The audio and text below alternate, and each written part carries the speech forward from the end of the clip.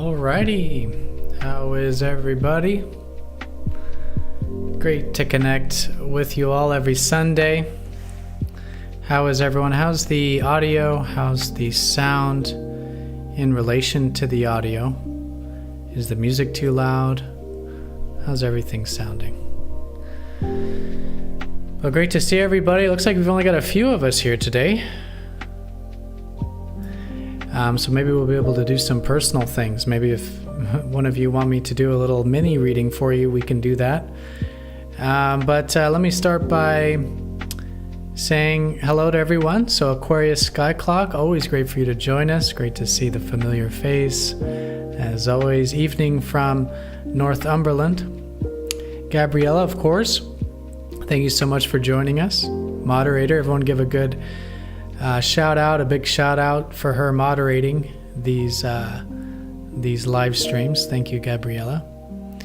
Christine Yen, Grand Day, Athen, and everyone from Washington State, USA. All right, great for you to join us. Christine, thank you so much. Hopefully it's not too early for you. No, it's not that early over there. Let's see. Julie, great for you to join us. Thank you. Hello all, says Julie. All right, audio and sound are great. Great to hear that. Nicole T, thanks for joining. Tink's Traveling Farm, that's a new name, but glad you made it. Tink says, glad I made it. Glad you could make it too, Tinks. Thank you so much. Accidental Alchemist, hello Athen and Soul family. Hello, Accidental Alchemist. Great for you to join us. Karma Kerfuffle, always a pleasure. Hi all, I'm nursing a migraine today, but still wanted to tune in for this. Oh, I'm very sorry to hear that, Karmic. I do suffer from migraines as well. Very horrible thing there, especially the nausea and all of that. I hope you feel better. But I know it's sometimes good to distract ourselves with migraines, so hopefully I can distract you well today here, Karmic. Nicole, thanks for the lesson. Nicole T, you're very welcome. Thank you. All right, so not too many of us here today. I'll start with, there's more coming in. So I'll start with a little bit of a rundown in terms of where things are now, but if anyone has any questions, even personal ones, I think might be okay. There's only a few of us here today, so I think that can be fine. Let me just check something here. Yep, okay, everything looks good.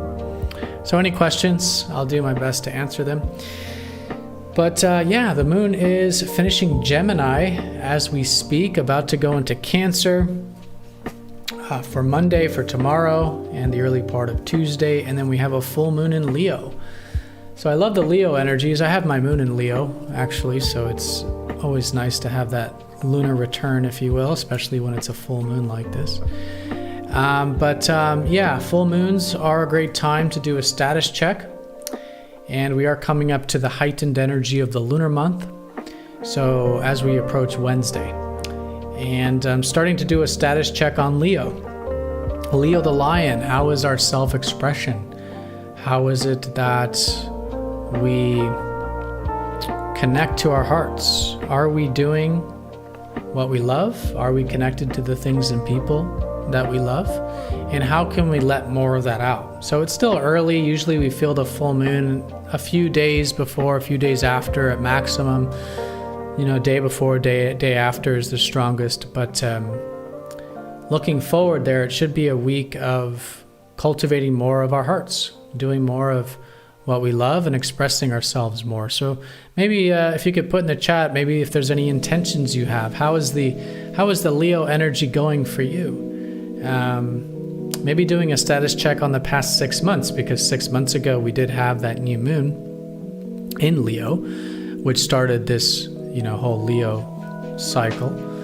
And now we're at the halfway point of that solar cycle 6 months ago. So thinking back, how have things been for your interests, your hobbies, your creative energy,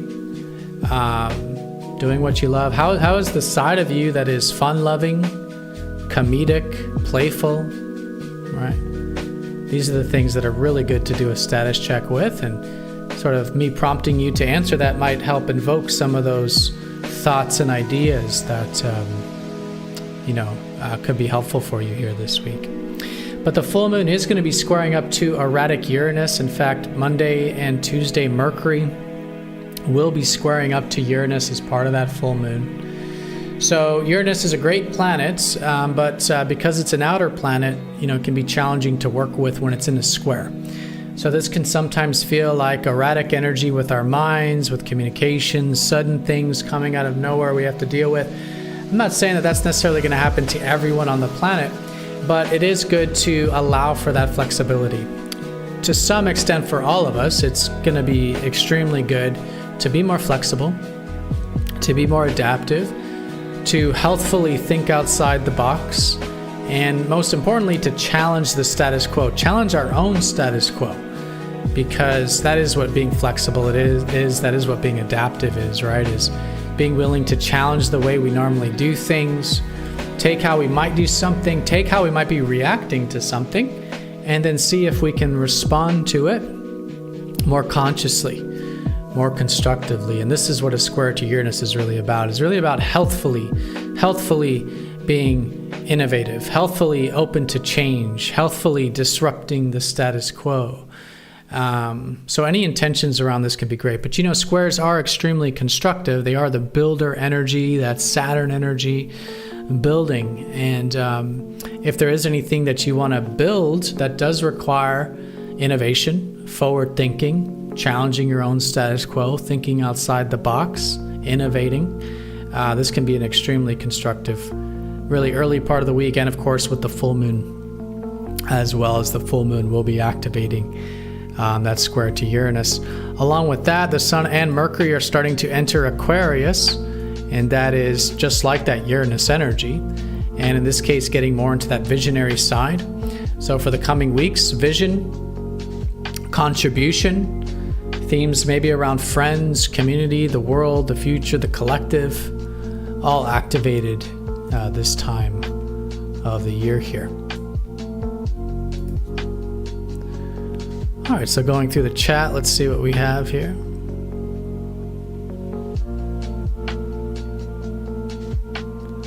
So Julie says, would love to hear how you use progress charts and solar returns for clients. Yeah, that's a great question. So let's talk about that. So I was just doing a course session with someone looking at the US. I know we've looked at the US chart, but I think it'll be a good example simply because we can all relate to it. We all sort of know what the US energy is like, most of us living in the US. So let's go ahead and pull up the US chart, because we're going to read the US the same way we would an individual. And the main reason I want to pull up the US's chart for this progression is because we did just have the progressed new moon for the US, which is very significant. Okay, so what we have here, hopefully everyone can see this okay. I know it's a bit small maybe, but what we have in the middlemost wheel, and again, you can do this for anyone's chart. You would need an astrology software. You don't have to use Prometheus, but you would need one. But this will be a good deep dive into how astrology works and how to utilize some of the important tools of astrology, like the progress chart. So the innermost wheel here is the natal chart, okay? And with progressions, which is the center wheel here, we're really paying attention to the sun and moon with the progress chart.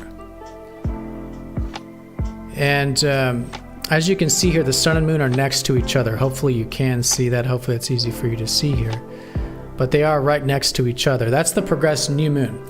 So we all have a progressed new moon every 29 years. Okay, every 29 years. The reason is that the progressed chart is taking the day to year fractal.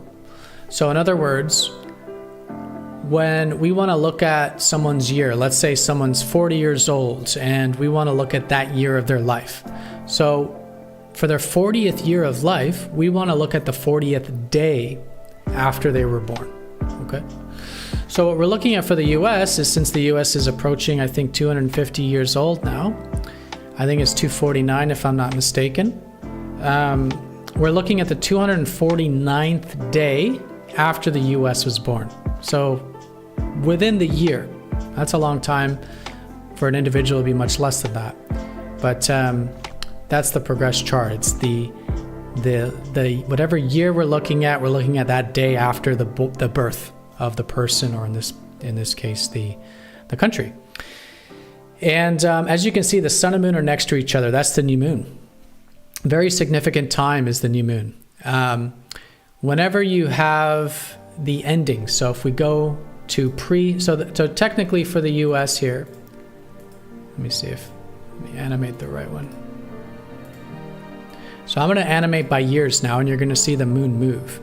So I'm going to go back a year, and you're going to see that the sun and moon were exactly conjunct. So this was about early to mid last year. And you all know I was talking so much about last year being significant for the US. But this was when the new moon actually happened. What that means is that those couple years approaching the new moon, so those couple years approaching 2024, basically, 2022, 2023, big parts of 2024, this was the ending of the previous 29-year life path cycle for the US. This would be for an individual, if you were looking at it that way too. This is the time of clearing. It's the time of ending. It's the time of having to let things go and doing the reset, right? The ending for the new beginning. And they do tend to be challenging years for individuals as well. What happens is after we've done that clearing, we start to have a new perspective on things. And in this case, we could say collectively for the US, a whole new perspective on life starting to emerge out of 2024. And this would be a perspective that is, what I found, directly mirroring the north and south nodes. So these horseshoe looking things in the natal chart, the life path of the individual, the north and south nodes, we talked about them in a previous live stream, but they are the life path of the individual. And this is what comes to a reset during the new moon in the progress chart. So the south node is where we're coming from in a sort of past life or in the past, and the north node's where we're heading and where we're going. And so the US, we would say in a past life, so to speak, or let's say it was where it's coming from a very self-reliant and very resourceful, self-reliant, resourceful, and materially oriented energy. That's the south node in Capricorn in the second house.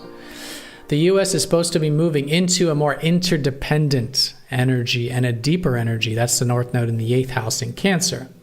So in this case, maybe more interdependent on other countries, focusing more on trade and international stuff, healthfully working with things like debt and shared resources, understanding the dynamics of power and, dealing with, this kind of deeper stuff, and even, healing and all this. What would be an individual would be like healing and esoteric and the occult, and all this collectively would be healthfully relying on others, understanding more of the kind of interplays and dynamics between countries, much like an individual might look at the interplay of the psychology between individuals in terms of power dynamics and struggles and what one wants and what one needs and how they might go about it and all this. The US would be learning about this as well. So this is what the US needs to grow into. More into the deeper world, more into the interdependent world, more into the healing world, more into the non-physical values of things, okay? So that's what's been a reset. That's what we would say is reset. And it has happened, as you can see here, in the 4th house in Pisces, the progressed new moon, which means that this whole 29-year cycle is about rebalancing self-reliance and interdependency, the material values with the deeper values. And in this case, in the 4th house, through connecting more to the US's roots, the US's foundations, in Pisces especially, accessing more of its caring, nurturing, and protective side. We're seeing this too, a lot of the more protective oriented kinds of themes going on. But anyways, that was started last year. We're in the early phase of the progressed lunar cycle. These first few years especially are just the beginning. So it's a time where an individual might feel very uncertain about what they're doing, not very clear in terms of what this whole cycle is really about. It takes time to acclimate, and it takes time to lay these new foundations. But that is what we would say the US is doing now.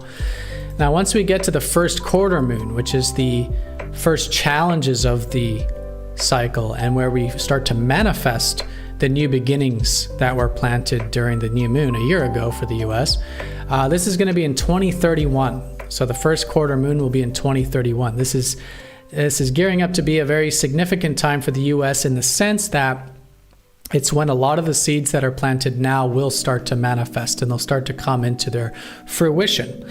We'll also see a lot of things in regards to things being very,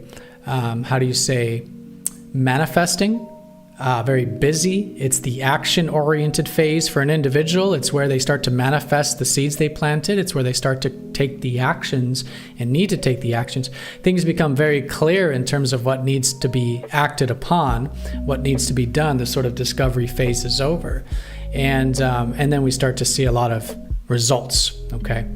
Fast forward to the full moon, and that's the halfway point of the cycle. So just using the US as an example, this is going to be in 2038. That's going to be the harvest of a lot of the seeds that were planted during the new moon. So the full moon phase for individuals and countries is a time to do a status check and make a pivot. So it's basically the harvest of the cycle. And some things are harvesting, some things are not. All right. And this is also, as we see in full moons, like we're having a full moon on Wednesday, it's a status check. We want to see what's harvesting in our life, what isn't, and making a pivot. So the full moon in the progress chart's the same. We make a pivot in terms of shifting directions with things. And that encompasses the whole second half of the cycle. Whatever is pivoted upon during the full moon gets implemented for the remainder of the cycle. And then we come to the next square, which is the third quarter moon, which for the US will be in 2046, which will be a manifestation of the full moon energy.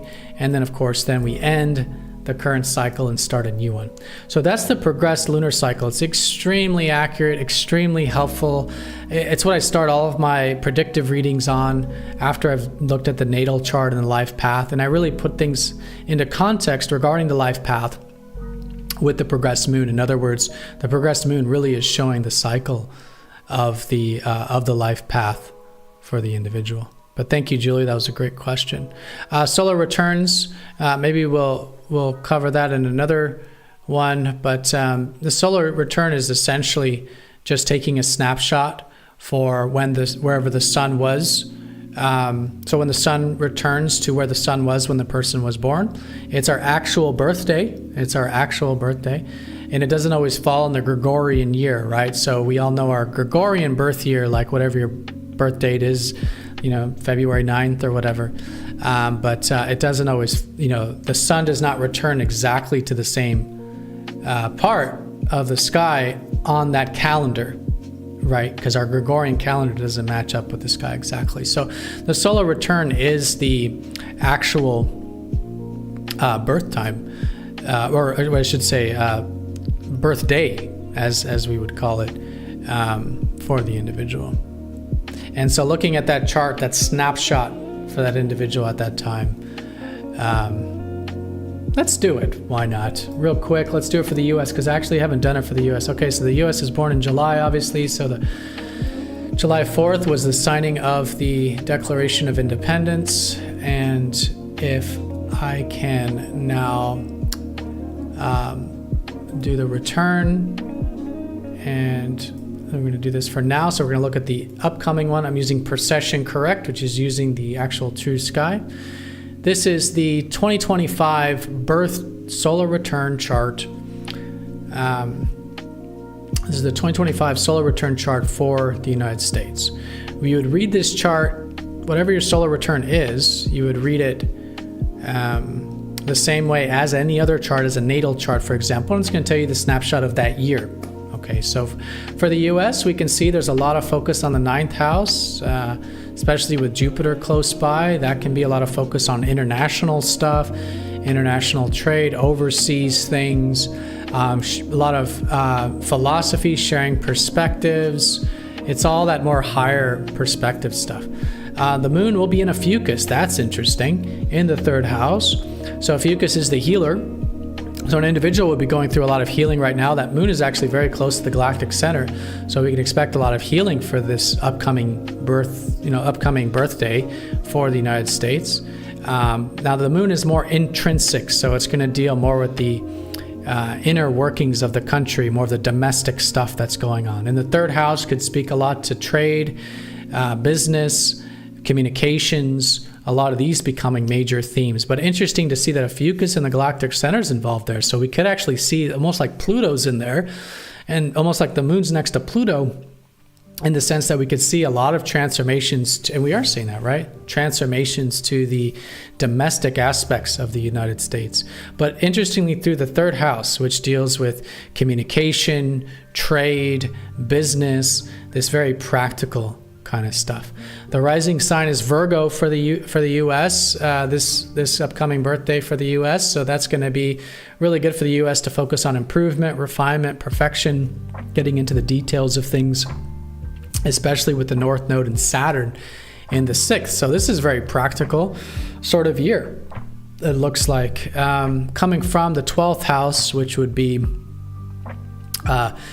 where the life path of the year is to come from a more 12th house, so a more inner world, a world that deals more with soul and dreams and ideals, hopes and all this, and to make it very practical in the 6th house of work, of doing, of improvement, of refinement, of perfection, of structure. Now it is in Pisces though, so this really speaks to the importance of balance between these two. We do need to, of course, balance, our soul's ideals with practical ideals, and what's spiritually meaningful to us or our country, and what's also practically. So that's going to be an important theme there to make sure everything is balanced there. So anyways, you could dissect this all day long, but just wanted to do a quick solar return there for the U.S. All right, so Christine, since we got into this, we'll do maybe the mini reading in a future update, since we looked at this U.S. chart for progressions and solar return.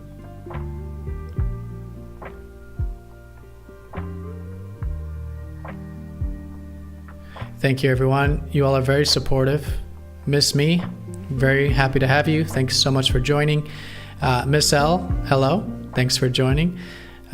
Miss L says, thank you for helping me learn about astrology. You're very welcome. I hope it's helpful. I hope it helps you and everyone listening on your journeys. Egypt Orion, cool name. Thanks for joining. Thank you as well. Miss L, thank you very much.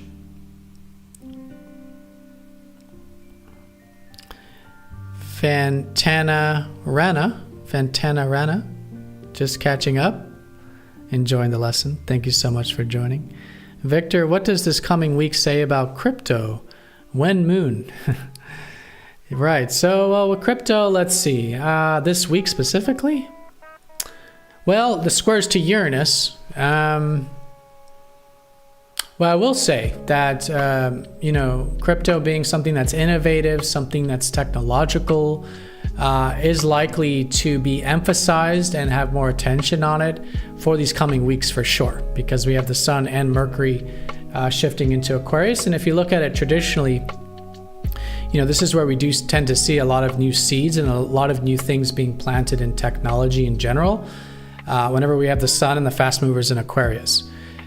Which is basically, February going into March. So we're expecting that. With the squares to Uranus, we can say that there can actually be a lot of building, a lot of concrete stuff being built. But maybe this early part of the week, it could be quite unexpected, quite erratic, and you could say maybe challenged. Either crypto and technology is challenging the collective, and or the collective is challenging crypto and all this kind of stuff too. So I would say if we're going strictly by traditional astrology, the early part of the week doesn't look as good. Now that doesn't mean there can't be rallies or increase in prices and stuff. There certainly can, but astrologically, squares to Uranus would mean these things are being challenged or challenging or they are the challenger or the challengee at that time. And so if we wanted to, don't take anything, of course, as financial advice or any professional advice from astrology or myself or the channel or anything. But, just for fun here, if we were going strictly by traditional astrology, we would say I would want to kind of just watch this squares to Uranus play out, watch the full moon play out, just let it kind of do its thing, see what direction it starts to take, but then probably expect that whatever shifts with the full moon would likely play out for the next 6 months. So if it's bullish, that's very, again, seeing that play out for the 6 months. If it looks a little bearish, then being a little more cautious for the next 6 months. So I would be very curious to see how this full moon squaring Uranus is affected by this, or how crypto is affected by, the collective right now, and go from there. But traditional astrology says is probably, be a little bit cautious with the squares to Uranus, let those pass a little bit, let the full moon pass since it's part of that a little bit, and then see where things go now with the Sun and Mercury going into Aquarius. But all in all, generally speaking, looking at the collective stuff, you still have Jupiter expanding Taurus. Jupiter's just gone direct, so that's likely to generally be bullish for a lot of things. If you look historically, when Jupiter's in Taurus, especially for commodities, crypto is not a commodity, but because Uranus is in Taurus, we're generally, again, not financial advice, but astrologically, we're generally expecting Uranus and Taurus to be very bullish for crypto, and Uranus will be in Taurus for like 10 years. I'm not saying there won't be ups and downs in that journey, and I'm not saying that, in 10 years it'll be the highest peak or anything like that, but there's supposed to be a lot of innovation, a lot of changes happening in the financial systems, including crypto, which, again, collectively speaking, means a lot of the stuff moving forward, getting built, being developed, and that can mean higher prices. All right, so we'll go ahead and start concluding it here today. It was great for you to join us. Let me know what you thought about the interview with Ike the last 2 times. Would you like to see more guests on the show? There's only so much I can talk about as one person, so what I think I'm going to do is start inviting some different guests on every once in a while, or maybe regularly, and that way we can have some unique topics. So let me know if you enjoyed that with Ike, these last 2 live streams, and if you have any suggestions for guests. Is there anyone in any type of personal development community or astrological community that you'd like to see on, that I could maybe reach out to and see if they'd like to be on, and go from there. So do let me know your thoughts in the chat in regards to any guest ideas, and if you'd like to continue to see that kind of interaction here. All right, but let me go and just conclude here in the chat. Fantana Rana, I think I'm saying that right, probably not. Noticed intense energies when the moon was halfway between Jupiter and Mars the other night. And it was interesting. There was also the earthquake in Cayman around that time. Yeah, that is interesting. So the moon was, what was it? The moon was halfway between Jupiter and Mars. Oh, you mean conjunct, right? Like in between, like literally in between them. Interesting. Yeah, so we would read that as a conjunction, but visually that's very significant, right? Because when you look at the sky, you can see Jupiter and Mars very strongly right now, and having the moon in between must have been really interesting. So yeah, symbolically, that could be quite significant. Thank you for mentioning that. Nova Cynthia Barker, great for you to join us. Thank you. Appreciate the opportunity to ask questions live in real time. Thank you. You're very welcome. Thank you. Thank you as well. Christine, thank you, Athen. I'm somewhat confused. I have only found MTZ after your podcast with Logan on Decode Your Reality. I have learned a lot so far. Well, thank you so much, Christine. I'm very happy you found me through Logan. That was a great podcast. I do invite you to go to the website. Gabriella, if you could post a link to the Learn More section, the About section for Christine. We do have a lot of resources there to see if maybe that can clarify things for you in terms of sidereal, what exactly we're doing here and how to utilize it.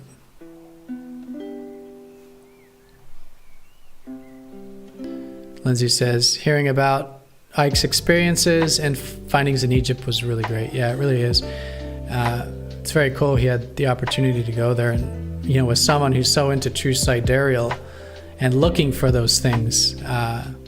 It's great that someone actually went there from this community and dove deep into it and uncovered what he did. Nova says, prefer more question and answer opportunities. Absolutely. And I'll always do that for you guys no matter what. I do my best to answer as many of your questions as I can. Regardless, if we have a guest, I'll make sure I'm always committed to that. Blossom with Lotus. Okay. Let me make a note of that. Actually, Gabriella, if you could note down, if you could just go ahead and do some research on Blossom with Lotus. See if you think that channel would be a good fit, or that podcast. I haven't heard of Blossom with Lotus, but if you could check that out, Gabriella, see if it would be a good fit for us. And if it would be, just go ahead and send them an email and see if they'd like to be on the live stream. I just ask that it is at least about personal development, and we can have that discussion about growth, and it doesn't have to be astrology, but just growth and development in general. All right, everyone. So have a great week. Thank you again for joining, and have a great full moon. And I'll see you all next time for the next live stream. All right. Take care. Bye-bye.